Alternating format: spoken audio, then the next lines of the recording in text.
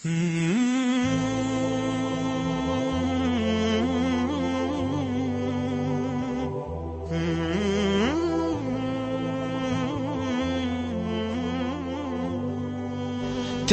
قرآن تغذیه روحه.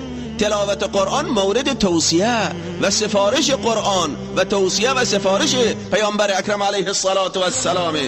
اما قضیه به اینجا ختم نمی شود. همه تکلیف ما نسبت به قرآن، وظیفه ما نسبت به قرآن در تلاوت قرآن گهگاهی خلاصه و ختم نمی شود. ما نسبت به قرآن وظایف دیگری داریم.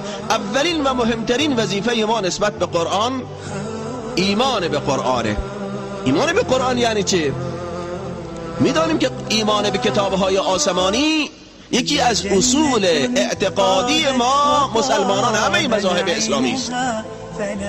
چه معنا و مفهوم میتواند داشته باشد ایمان به قرآن؟ یعنی باور کنیم با تمام وجودمون که قرآن کتاب هدایت الهی برای بشریت است. قرآن سفره پر رحمت و پر برکت خداوندی برای تغذیه روح انسان است. قرآن چراغ راهنمایی است که این انسان را در زمان حساسترین شرایط، تاریکترین لحظات به سوی هدایت نشان میدهد و هدایت مینماید. قرآن به این انسان بینش میدهد. قرآن به این انسان توانمندی میدهد که بتواند هنگام بروز فتنه ها خود را از این فتنه ها نجات دهد و بتواند گلیم دیگران را هم از آب بکشد. قرآن عقیده ما مسلمانان را تصحیح می نماید. روش برخورد با یکدیگر را به ما نشان می دهد. چگونه عبادت کردن را به ما می آموزد. اینکه ما عبادات ما مقرون با چه صفتی باشد. آیا خدا از ما خواسته عبادت بکنیم یا نه؟ خدا خواسته خوب عبادت بکنیم. خدا از ما خواسته فقط مسلمان باشیم یا خوب مسلمان باشیم؟ کدوم یکی؟ قرآن این راه ها به ما نشان می دهد و به تعبیر زیبای قرآنی ان هذا القرآن یهدی للتی هی اقوم.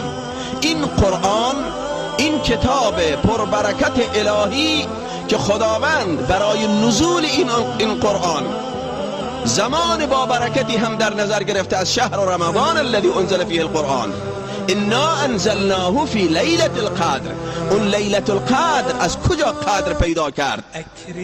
که یک شبه اگر انسان عبادت بکنه به اندازه 80 و چند سال در پیشگاه خدا ارزش و اعتبار پیدا میکنه به برکت نزول قرآن.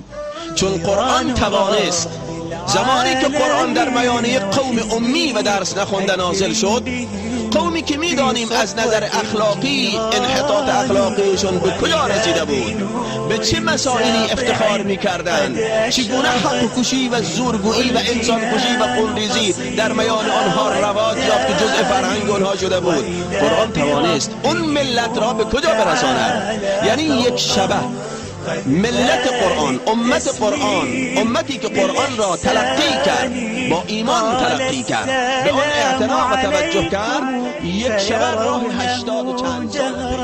تعالى الرب ذو السلطان